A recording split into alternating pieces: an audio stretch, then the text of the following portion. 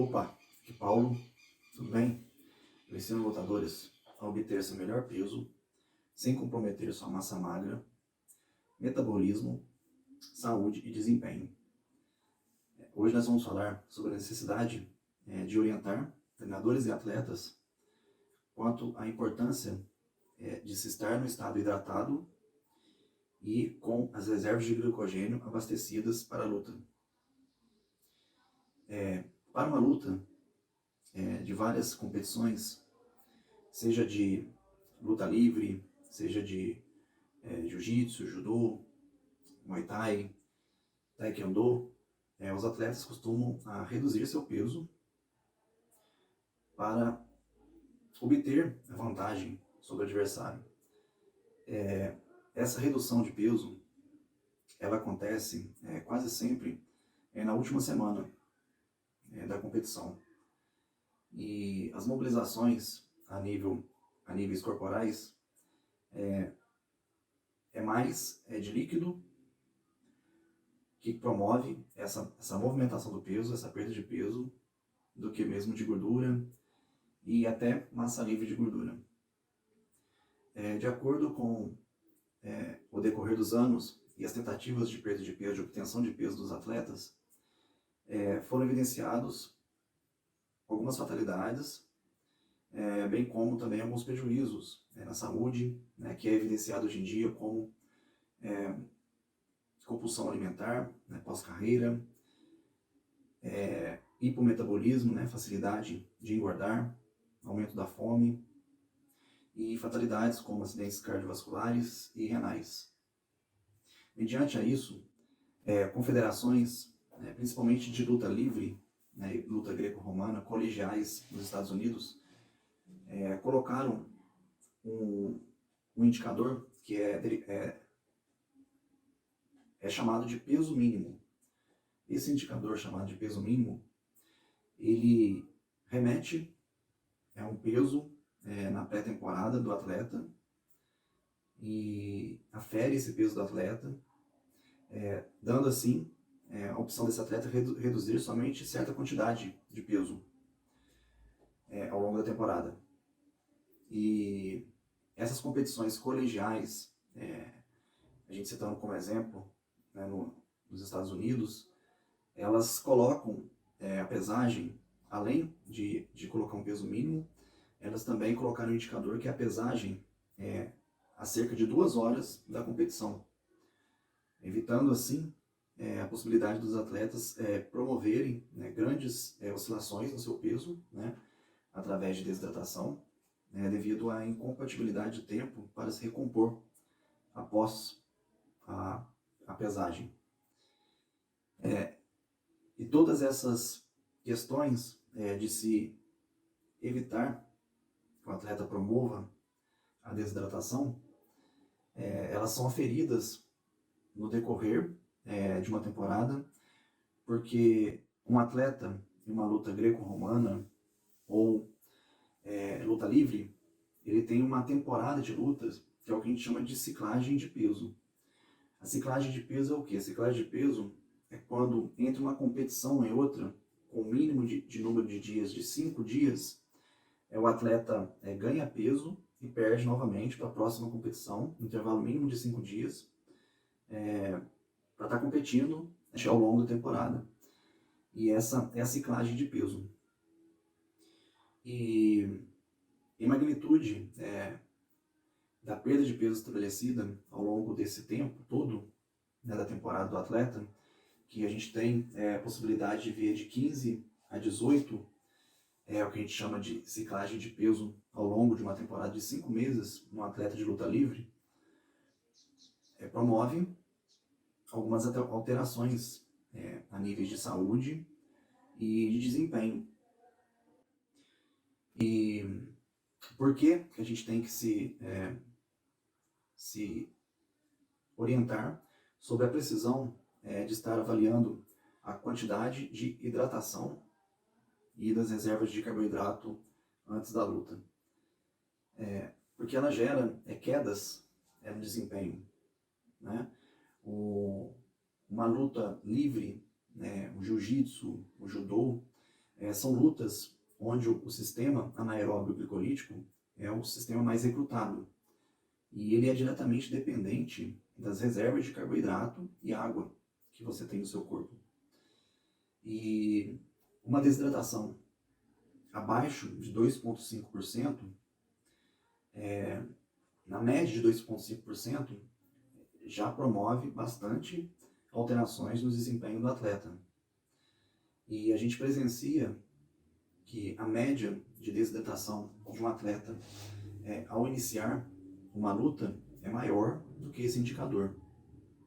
Tá? E a gente tem repercussões fisiológicas, né, devido ao início de um exercício, que é a desidratação, com desidratação, que pode acometer até mesmo intensidades mais leves de execuções desse exercício, quando o atleta já começa desidratado. Tá? A gente olhando a média de perda de peso que um atleta coloca, que é geralmente atletas que decorrem de luta livre, eles estimulam uma perda de peso na faixa de 5%.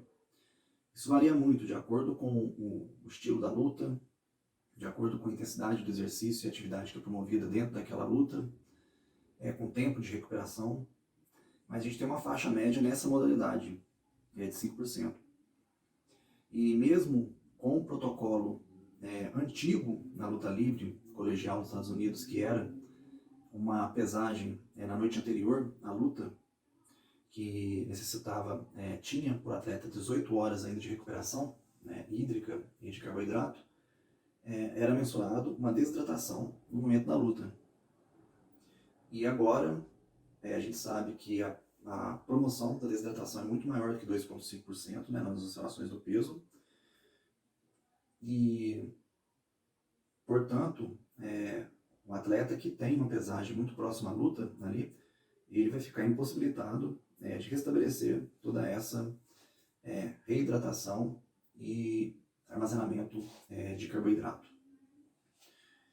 E a gente tem um respaldo em cima disso, como Oslon, numa investigação, ele pegou uma corte de atletas de luta livre e procurou evidenciar quais seriam os prejuízos dos métodos utilizados para fazer a perda aguda de peso na semana da luta, e como que era o comportamento desses atletas durante a temporada na ciclagem de peso, e quais eram as repercussões dessas atitudes. E ele pegou uma corte de atletas que disputavam a divisão nacional de luta livre, colegial, e atletas que eram campeões e atletas que tinham pelo menos mais de 10 anos de experiência como profissional, e procurou estabelecer esses pontos.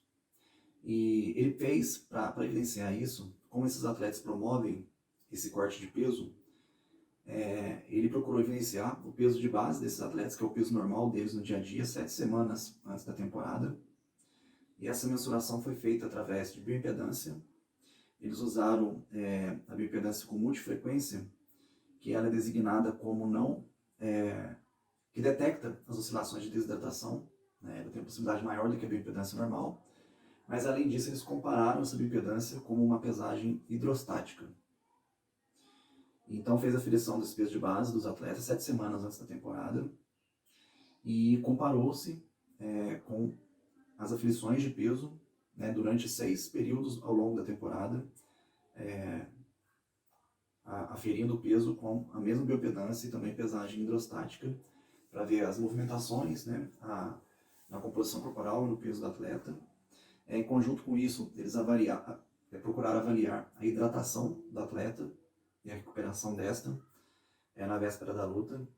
E para isso eles usaram a osmolaridade da urina e a densidade da urina para estar avaliando a condição de hidratação desse atleta. E o armazenamento também de glicose, a recomposição das reservas de glicogênio desse atleta ao longo da luta. Para avaliar a ingestão foi feita recordatórios, onde foi acompanhado pelo investigador responsável por recrutar os dados, por pegar os dados, né, dos atletas, e esses atletas tinham acesso a esse investigador para qualquer dúvida sobre o preenchimento do relatório da sua alimentação, né? Então, esse relatório foi analisado de acordo com os dados oferecidos pelos próprios atletas através de um recordatório acompanhado. E os resultados, né, ao longo da temporada foram que os atletas eles estabeleceram 8 ciclagens de pesos. Então, 8 competições, né, envolvendo 8 ciclagens de pesos, que é o ganho do peso e a perda do peso. A média de peso perdido por esses atletas de luta livre foi uma média de 3 quilos por ciclagem de peso. A gente teve uma perda máxima de 7 quilos, né, através da ciclagem, mas isso são dados individuais. A gente teve uma média de 4,3 a 4,5 quilos de peso perdido por ciclagem dentro da temporada desses atletas, em cada uma dessas 8 temporadas. E essa perda ela foi vista simplesmente nos últimos dias para a pesagem, faltando 2 dias para a pesagem. Então eles promoveram uma orientação, né, um acompanhamento da última semana, de segunda a sábado, desse atleta, onde esse atleta competia no sábado. E na quinta-feira foi onde se viu uma diminuição, tanto da ingestão desse atleta, né, calórica, bem como uma diminuição dos níveis corporais, né, da massa corporal desse atleta na quinta e na sexta-feira. Então eles tiveram níveis homogêneos de oferta de nutrientes e calorias ao longo de segunda a quarta, e na quinta e sexta eles tiveram uma queda abrupta, tanto na oferta calórica, como também no peso, tá? Nesses 2 últimos dias. Quando foi estabelecer a necessidade de ingestão desses atletas, ela era de 3.100 quilocalorias. E esses atletas ingeriam uma média ao longo da temporada de 2.100 quilocalorias. E quando a gente coloca 1.000 calorias abaixo da necessidade, é plausível que esses atletas perderiam aproximadamente 1 quilo, né, ao longo dessa temporada de perda de peso. Mas não foi 1 quilo por semana, não foi o que foi evidenciado. Eles não promoveram essa queda no peso ao longo da temporada, tá? E a perda de peso deles, como analisou-se através da bioimpedância a sua composição corporal e também da pesagem hidrostática, pôde evidenciar que eles não perderam massa muscular. Esses atletas, mesmo com níveis médios de calorias, 1.000 calorias abaixo da sua necessidade energética ao longo da última semana, e a necessidade que um atleta de luta tem, eles não tiveram uma perda de peso abrupta ao longo da temporada toda. E quando avaliaram a massa magra, essa massa magra também estava estável, e eles até ganharam um pouco de massa magra. E devido a isso eles evidenciaram, né, através da desidratação, que foi feita pela osmolaridade da urina e densidade da urina, que essa perda de peso promovida na quinta e na sexta-feira antes da luta foi feita exclusivamente de líquidos, de água, promovendo assim uma desidratação numa faixa de 2 a 3%, tá? Devido à osmolaridade da urina encontrada nesse critério de quinta e sexta-feira. E quando chegou no sábado, esse atleta ainda tinha 1 kg a 1,1 kg para perder, tá? E para promover esse restante de perda de peso dele, ele teria que passar de uma desidratação de 3% para 4,5%, né? Que foi o que aconteceu, tá? E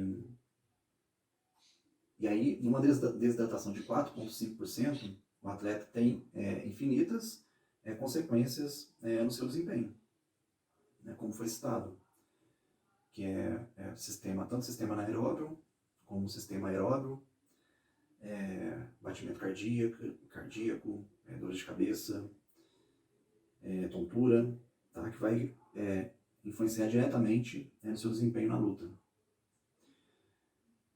E essas medidas de urina, né, de avaliação da urina, como um método para avaliar o atleta na véspera da luta, é um dos métodos que são cogitados hoje em dia na competição para validar um desempenho mínimo do atleta e mediante uma desidratação mínima, que não atrapalhe ele na saúde e nas atividades, intensidades das atividades gerais que ele tem que realizar durante a luta. Mas mesmo com o emprego dessas medidas, hoje tem profissionais que questionam a superficialidade destas, porque uma coisa é você estar desidratado a nível extracelular, dependendo do método que foi promovido para alcançar essa desidratação e mobilização de peso, e outra coisa são os líquidos intracelulares, que nem sempre são verificados mediante uma análise somente da urina. Tá? E esses atletas, além de uma ingestão calórica abaixo do preconizado, que era de 3.100, eles estavam com uma oferta de carboidrato, uma média de 3,5 a 4 gramas por quilograma de peso médio, e isso cai bastante na quinta e principalmente na sexta-feira, onde os atletas na sexta-feira ingeriam somente 900 calorias, e nesse sentido eles não poderiam prover carboidratos. Um atleta de luta livre, ele tem a necessidade de pelo menos 5 gramas por quilograma de carboidrato para estar estabelecendo seus níveis de treinamento, nível de desempenho ideal. E isso demonstra que esses atletas tiveram uma depressão do glicogênio ao longo da temporada, com esses níveis de 4 gramas de carboidrato por quilograma de peso, que é abaixo do recomendado. E acrescentando os 2 últimos dias da semana, onde eles tiveram uma ingesta calórica muito menor, relata pra gente que eles tiveram uma depressão do carboidrato, que não consegue ser reposto a tempo em 2 horas da pesagem para a luta, tá? Que já era incoerente nos termos antigos, né, que era ofertado na luta livre, que tinha 18 horas na pesagem no dia anterior, já não conseguia se estabelecer, e com a pesagem mais próxima à luta é mais difícil, tá? Foi também evidenciado que a proteína, o consumo da proteína desse atleta estava na faixa de 1 grama por quilograma de peso, o que também é abaixo das necessidades de um atleta de luta livre ou de esporte de combate, né, durante uma perda de peso. Hoje em dia a gente tem recomendações de 1,6 a 2,3 gramas de proteína. Tá? E eles efetivaram o exercício físico, fizeram exercício de força, que pode ser o que ajudou a eles manterem a massa magra durante essa temporada. Então, pode constatar que esses atletas, eles promoveram, mesmo com as regras novas de peso mínimo e pesagem próxima à competição, a desidratação de forma abrupta, intensa. E esses níveis de desidratação foram avaliados na maioria desses atletas dessa corte como uma desidratação moderada, tá? Que era passível de promover todos esses acometimentos no desempenho desses atletas ao longo da luta. E o maior problema dessa desidratação ao longo da temporada é que, uma vez tem a avaliação da densidade da urina e das modalidades da urina do atleta na pré-luta, né, na primeira pesagem da luta, esse peso ele não é avaliado ao longo da temporada. Então os atletas continuam oscilando esse peso para cima e para baixo. Então as oscilações do peso são muito grandes. Então acaba que esse método de pesagem próxima à luta ele não tem tanta resultado no sentido de impedir essas magnitudes de desidratação. Então, uma coisa a se corrigir é o acompanhamento dos atletas ao longo da temporada e pós-temporada, para que essas oscilações do peso não fiquem tão abruptas.